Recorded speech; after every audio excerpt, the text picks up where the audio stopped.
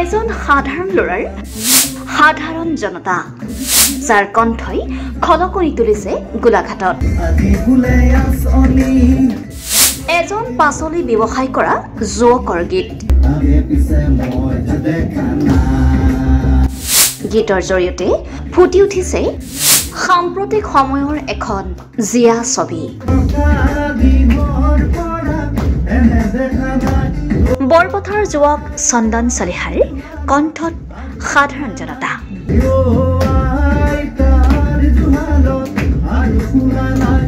অপৰিসীম কষ্টৰ জৰিয়তে নিজৰ জীৱনটোক সজাই পৰাই তুলিছে চন্দনে সংগ্ৰাম শব্দটো যেন তেওঁৰ বাবে তেনেই চিনাকি কাৰণ চন্দনে সৰুৰে পৰাই বহু দুখ আৰু কষ্টৰ মাজেৰে জীৱনটোক আগুৱাই লৈ গৈছে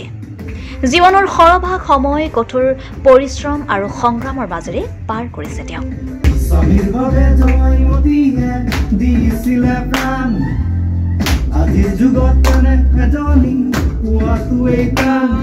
কামৰ সৰু বৰ নাই সৎ পথত থাকি চন্দনে দীৰ্ঘদিনে পাচলিৰ বেপাৰ কৰি আহিছে ইফালে যুৱকজনৰো আছে অনন্য প্ৰতিভা কবিতা ভাল পোৱা যুৱকজনৰ সংগীতৰ প্ৰতি আছে বিশেষ ভাল পোৱা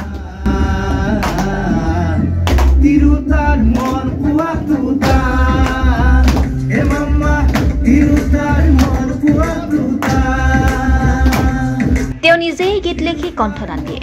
ব্যস্ততাৰ মাজতে কিছু সময় উলিয়াই চন্দনে কৰি গৈছে গীতৰ চৰ্চা তেওঁ জিলাখনৰ বহু ঠাইত গীত পৰিৱেশন কৰি দৰ্শকৰ বিপুল সমাদৰ লাভ কৰিবলৈ সক্ষম হৈছে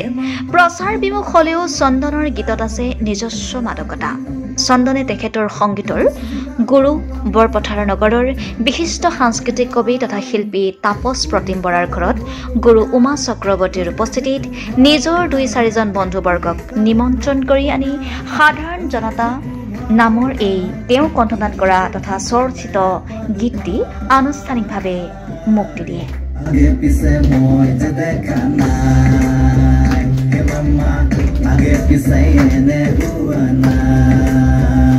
মোৰ এটি গীত আপোনালোকৰ মাজলৈ শুভমুক্তি কৰি দিছোঁ যিহেতু গীতটো ধনী মিউজিকত আছে আৰু মোৰ চন্দন চলিহা অফিচিয়েল পেজত আছে আৰু গীতটো আপোনালোকে সকলোৱে মৰম দিব বুলি মই এটি গীত কৰিছোঁ আৰু গীত কৰা হৈছে মই কৰি আছোঁ যিহেতু আপোনাৰ 2017 চনৰ পৰা এই গীতৰ লগত জড়িত হৈ আছোঁ তাৰ আগতো মই বহুত অনুষ্ঠান কৰিছোঁ কিন্তু আমাৰ সকলোৰে মৰমৰ শিল্পী জুবিনদাৰ গীতবিলাক গাই অনুষ্ঠানবিলাক পাৰ কৰিছিলোঁ আৰু আগত মই কবিতা লিখিবলৈ চেষ্টা কৰিছিলোঁ কবিতা বহুত লিখিছিলোঁ কবিতা লিখি তাৰ পিছত আপোনাৰ 2017 চনৰ পৰা মই এটি গীত কৰিছিলোঁ গীতটো কৰা হৈছিলে আমাৰ গোলাঘাট পৰিমলদাৰ চেটআপত কৰা হৈছিলে তাৰ পিছত এটি কৰিলোঁ আপোনাৰ ডাউনটাউন আপোনাৰ গুৱাহাটী আৰু 3 নম্বৰ গীতটো কৰা হৈছিলে আপোনাৰ ৰং ষ্টুডিঅ' যোৰহাটৰ আৰু তাৰ পিছতেই আমাৰ সকলোৰে মৰমৰ শিল্পী মাধৱ ৰঞ্জন ককাইদেউৰ লগত চিনাকি হ'লোঁ আৰু তেখেতলোকৰ থ্ৰুৱেদি মই কৈলাশ দা কুসুম কৈলাশ নীল আকাশ ৰমেন দানৱ কৃষ্ণৰাজ সকলোকে মই লগ পালোঁ আৰু তেখেতলোকে মোক যেনেকৈ পৰামৰ্শ দিলে যে এনেকৈ কৰিব লাগে এনেকৈ কৰিলে ভাল হ'ব আৰু মই গীত লিখিছিলোঁ কিন্তু ভুলবোৰ আঙুলিয়াই দিছিলে তেখেতলোক আৰু এনেকৈ কৰিলে ভাল হ'ব তেখেতলোকৰ আশীৰ্বাদত মই গীত কৰিবলৈ আজি সক্ষম হৈছোঁ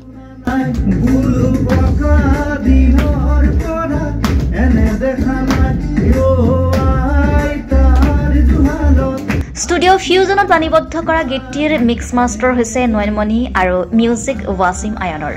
সাধাৰণ জনতা গীতটিত চন্দনে বৰ্তমান সমাজ এখনৰ জিয়া ছবি দাঙি ধৰিছে চন্দনৰ অনুৰোধ সকলো অসমবাসীয়ে যাতে তেওঁৰ এই গীতটিক আঁকোৱালি লয় আৰু মৰম দিয়ে আপোনালোকে চন্দনৰ সাধাৰণ জনতা গীতটি ধনী মিউজিক আৰু চন্দন চলিহা অফিচিয়েল পেজত শুনিব পাৰিব আজি যেহেতু এলবামটো মুকলি কৰি দিছোঁ সাধাৰণ জনতা যি পৰিস্থিতি হৈ আছে তাক লৈ মই গীতটো অকণমান মেছেজ এটা দিবলৈ বিচাৰিছোঁ গীতটো মোৰ নিজা লিখা আৰু সংগীত কৰিছে আমাৰ ভাইটি ৱাছিম আয়ান আৰু ৰেকৰ্ডিং হৈছে ফিউজন ষ্টুডিঅ' ৰাজীৱ শৰ্মা ডাঙৰীয়াৰ তেখেতৰ ষ্টুডিঅ' হয় আৰু ইয়াত মানে বহুতো মানুহ জড়িত আছে আৰু তাৰ মানে ধীৰাজ কাশ্যপ মোৰ বন্ধু আৰু তাতে আপোনাৰ শৰ্ট চাবোন তেখেতে আজি অসমত যিমান সৃষ্টি মানে যিমান গীত আজি পপুলাৰ হৈ আছে পাব্লিচিটি হৈ আছে তেখেতৰ গীত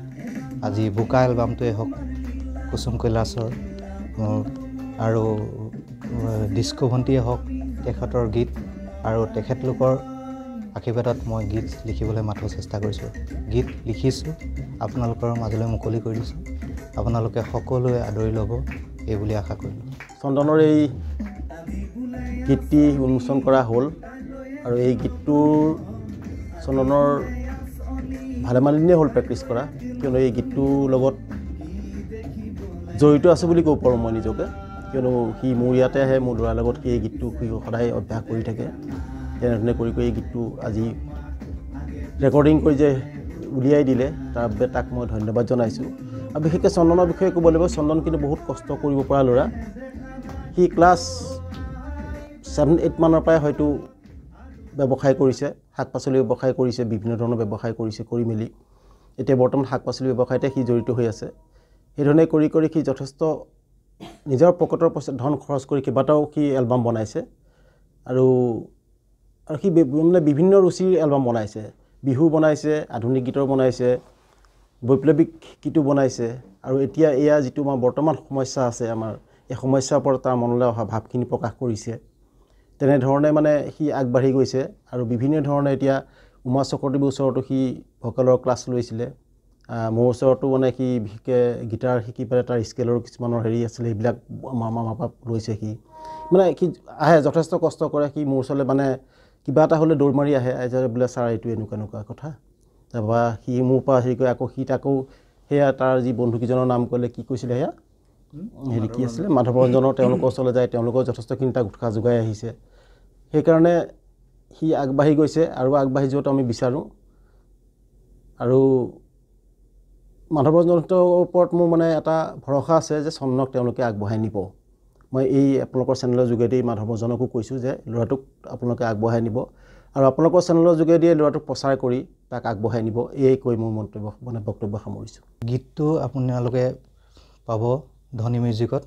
আৰু মোৰ চন্দন চিলহীয়া অফিচিয়েল পেজ আছে পেজত মাৰি দিলে লিংকটো পাই যাব আমি ইতিমধ্যে গম পাইছোঁ যে তুমি পাচলি ব্যৱসায় কৰি যথেষ্ট পৰিশ্ৰম কৰি মানে ব্যৱসায় কৰি আছা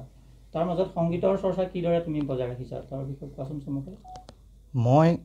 কৰোঁ আপোনাৰ আগৰ পৰা মই সংগীতটো যিহেতু ভাল পাওঁ আৰু নিজৰ এটা ইনকাম লাগিব ইনকামৰ বিনা নহ'ব আৰু ইনকামৰ বাবে মইতো পাচলি ব্যৱসায়টো আজি 2010 চনৰ পৰা মই কৰি আছোঁ আৰু পাচলি ব্যৱসায় কৰাৰ লগতেও মই সংগীতৰ সেই লাইনটো ভাল পাওঁ যিহেতু সেইবাবে মই গীতৰ লগত আজি পৰ্যন্ত মই লাগি আছোঁ চন্দনৰ ঘৰ কোনঠাই মোৰ ঘৰ হ'ল আপোনাৰ বৰপথাৰ টাউন 3 নং ৱাৰ্ড